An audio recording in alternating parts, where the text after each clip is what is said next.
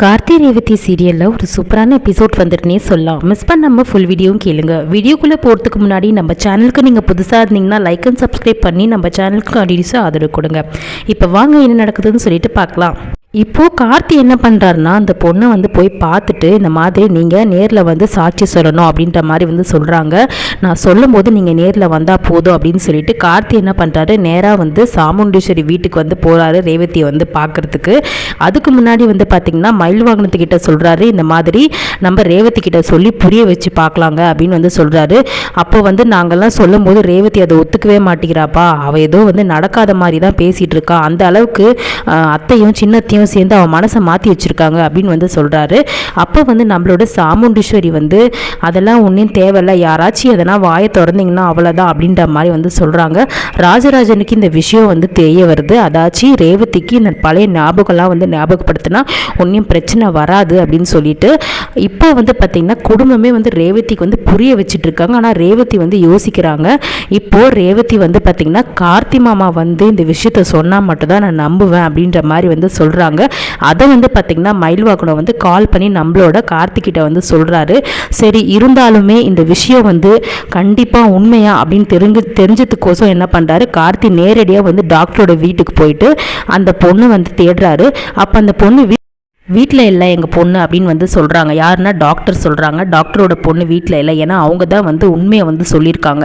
ஏன்னா வந்து நம்ம கார்த்தி சார் நம்மளை காப்பாற்றிருக்காரு, அவருக்கு இந்த சின்ன உதவி இந்த ஹெல்ப்பாவது நம்ம பண்ணணும், நம்ம பண்ணிட்டு இருக்கிறது துரோகம், நம்ம அம்மா பண்ணது ஒரு துரோகம்னு சொல்லிட்டு என்ன பண்ணுறாங்கன்னா அவங்க வந்து போய் ரேவதி கிட்ட உண்மையை சொல்லியும் அது பிரயோஜனம் இல்லாமல் போயிடுச்சு. டாக்டரே வந்து என் பொண்ணு வந்து தெரியாமல் வந்து சொல்லிட்டா, இது வந்து வேறு பேஷண்ட்டுக்கான ஒரு இது, நான் வந்து மாற்றி சொல்லிட்டேன், அவன் வந்து தெரியாமல் சொல்லிட்டான்னு சொல்லிட்டு கூட்டிகிட்டு வந்துட்டாங்க. இப்போ வந்து பார்த்திங்கன்னா நம்ம கார்த்தி வந்து அது கரெக்டான ஒரு விஷயமா அப்படின்னு சொல்லிட்டு திருப்பியும் வந்து தெரிஞ்சிருத்துக்கோசம் என்ன பண்ணுறாரு, நேரடியாக வந்து வீட்டுக்கு வந்து போகிறாரு. போயிட்டு இந்த மாதிரி கதவு வந்து தட்டிட்டு இருக்காங்க. யாருன்னா டாக்டரோட பொண்ணு. டாக்டர் வந்து பயந்துட்டு நம்மளே எதனா சந்திரகலா பண்ணிட்டு போகிறான்னு சொல்லிட்டு கதவு வந்து சாத்தி வச்சிடுறாங்க. பொண்ணை வந்து உள்ள தள்ளி கதவு சாத்திடுறாங்க. கார்த்தி வந்து அதை நோட் பண்ணி நேராக வந்து மேலே போய் வந்து பார்க்குறாங்க. பார்த்துட்டு கதவை தரங்க அப்படின்னு வந்து சொல்லும் போது சாவி எடுத்து பார்த்தீங்கன்னா டாக்டர் வந்து கதவு வந்து திறக்கிறாங்க. என்னங்க இது இப்படிலாம் வந்து பண்ணி வைக்கிறீங்க, ஏன் இப்படிலாம் பண்ணுறீங்க அப்படின்னு சொல்லிட்டு சொல்லும்போது அந்த பொண்ணு வந்து சொல்கிறாங்க, அதாவது டாக்டரோட பொண்ணு, சார் எங்கள் அம்மா வந்து எல்லாத்துக்குமே உங்கள் சந்திரகலா இருக்காங்க இல்லையா, அதாவது சாமுண்டீஸ்வரோட தங்கச்சிக்கு பயந்து தான் சார் இதெல்லாம் வந்து பண்ணுறாங்க அப்படின்னு சொல்லும்போது அவங்களுக்கு எதுக்கு நீங்கள் பயப்படுறீங்க அப்படின்னு சொல்லிட்டு கேட்கும்போது இல்லைங்க அவங்க தான் முக்கியமான காரணமே அப்படின்னு வந்து டாக்டர் வந்து சொல்கிறாங்க.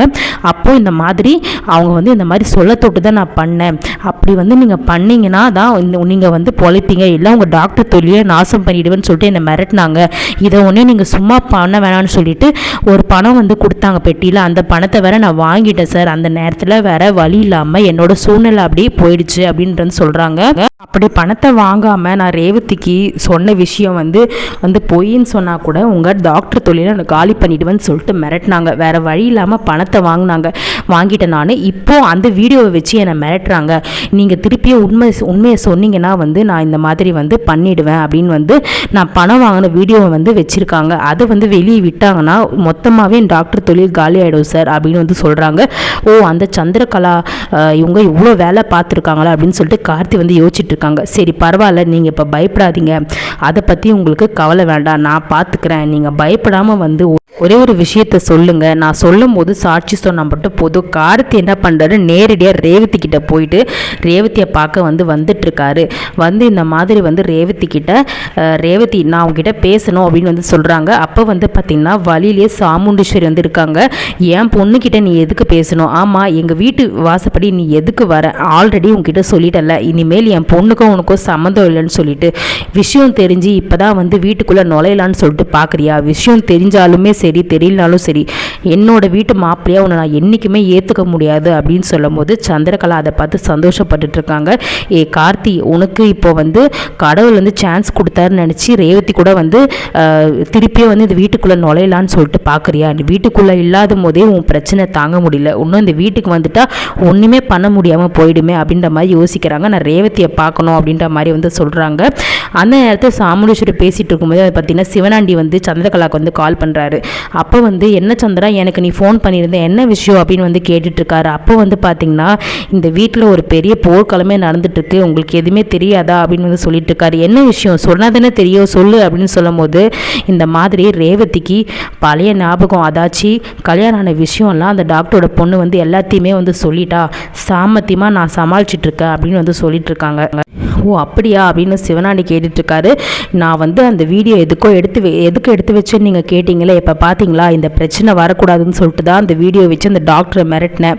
அந்த டாக்டர் சாட்சி சொல்ல வரவே கூடாது, அவள் வந்தான்னு வச்சுக்கோங்களேன் கண்டிப்பாக அந்த வீடியோவை நான் வெளியே விட்டுருவேன் அப்படின்ற மாதிரி மிரட்டி வச்சுருக்கேன். நீங்கள் நம்ம பணம் கொடுத்ததை வந்து வீடியோ எடுத்ததோடு தான் இப்போ நம்ம தப்பிச்சிட்ருக்கோம் அப்படின்ற மாதிரி சொல்லிட்டு இருக்காங்க சிவனாண்டி கிட்ட. இப்போ என்ன நடக்குதுன்னு நான் பார்த்துட்டு நான் சொல்கிறேன் அப்படின்ற மாதிரி ஃபோனை வந்து கட் பண்ணிடுறாங்க. கார்த்தி வந்து வெளியே நின்று ரேவதியை பார்க்கணும்னு சொல்லும் போது சாமுண்டீஸ்வரி என்ன பண்ணுறாங்க, நேராக ரேவதியை வந்து ஃபஸ்ட்டு நான் போய் கூட்டிகிட்டு வரேன்னு சொல்லிட்டு என்ன பண்ணுறாங்கன்னா ரேவதி கிட்ட வந்து போடுறாங்க.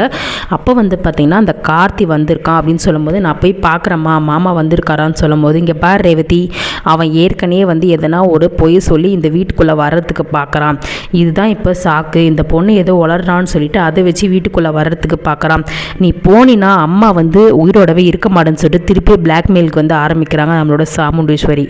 சந்திரகலா யோசிக்கிறாங்க, எப்பா நம்ம பண்ணுற வேலையெல்லாம் அக்காவே பண்ணிடுவா போல இருக்கே, எப்படியோ கார்த்தி இந்த வீட்டுக்கு வர விடாமல் இருந்தால் சரி அப்படின்ற மாதிரி யோசிச்சுட்ருக்காங்க. இப்போது நம்மளோட ரேவதி கிட்ட என்ன சொல்கிறாங்கன்னா, நீ போனினா நான் கண்டிப்பாக சொல்கிறேன், நான் வந்து இந்த வீட்டு வாசப்படி நீ வரக்கூடாது, அப்படியே நீ போயிடணும் அப்படின்ற மாதிரி வந்து சொல்கிறாங்க.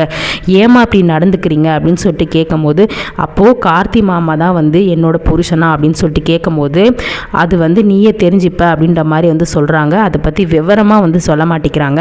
ஏன் இப்படி நடந்துக்கிறீங்க அப்படின்னு சொல்லிட்டு ரேவதி வந்து கண் கலங்கி கதறி நிற்கிறாங்க. அப்போ வந்து பார்த்தீங்கன்னா நீ கார்த்தியோட போனினா கண்டிப்பாக சொல்கிறேன் அவன் இந்த வீட்டு மருமகனா என்றைக்குமே ஆகக்கூடாது, அப்படி ஆச்சுன்னா நான் என்னோட உயிரை விட்டுருவேன் அப்படின்ற மாதிரி வந்து திருப்பியும் வந்து பிளாக்மெயில் பண்ணுறாங்க.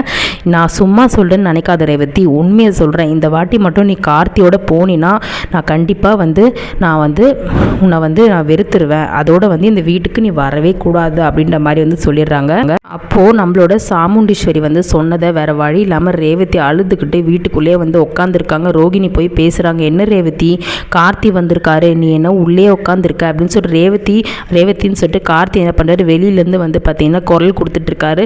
ஆனால் வந்து நம்ம ரேவதிக்கு கேட்குது, நம்ம கார்த்தி வந்து நம்மளை கூப்பிட்றாரு அப்படின்னு சொல்லிட்டு. அம்மாக்காக வேறு வழி இல்லை, அம்மா இவ்வளோ பிடிவாதமாக இருக்காங்க, என்ன பண்ணி புரிய வைக்கிறதுன்னு தெரியலையே அப்படின்னு சொல்லிட்டு ரேவதி வந்து கல் மாதிரி வந்து உள்ளே வந்து உட்காந்துருக்காங்க. இப்போது நம்மளோட சாமுண்டீஸ்வரி வந்து நீ இந்த வீட்டிலேருந்து வந்து அவனுக்கு வந்து நீ வந்து பொண்டாட்டியாக வந்து நீ போனினா அதோடு நீ வரவே கூடாது, இந்த வீட்டை பொறுத்த வரைக்கும் அவன் இந்த வீட்டு மாப்பிள்ளையாக வரவே கூடாது, பழைய பகையை நான் மறக்கவே மாட்டேன், அது வந்து எனக்கு துரோகம் பண்ண குடும்பம், அந்த குடும்பம் வந்து குடும்பத்தில் இருக்கவன் வந்து இந்த வீட்டுக்கு சேரவே கூடாது, உன்னை ஏமாற்றி கல்யாணம் பண்ணால அவன் எப்படி வந்து சேருவான் அப்படின்ற மாதிரி பிடிவாதமாக வந்து இருக்காங்க. ரோகிணி வந்து ரேவதி உன்னோட வாழ்க்கையை மட்டும் பாரு, அம்மான்னு சொல்லிட்டு இருந்தால் உன் வாழ்க்கை போயிடும், நீ போயிட்டு கார்த்தி போய் பாரு ரேவதின்னு சொல்கிறாங்க.